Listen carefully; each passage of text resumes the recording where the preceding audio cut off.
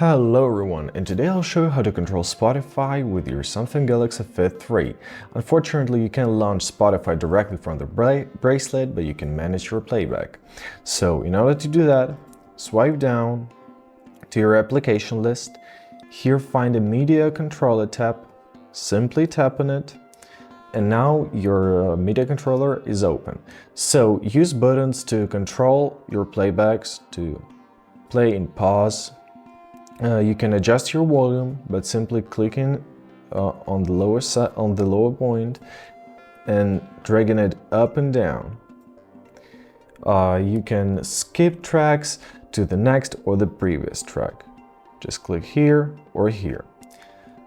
Please remember that for controlling Spotify, your phone must be within a Bluetooth range. I hope this video was helpful. Thank you so much and have a good day.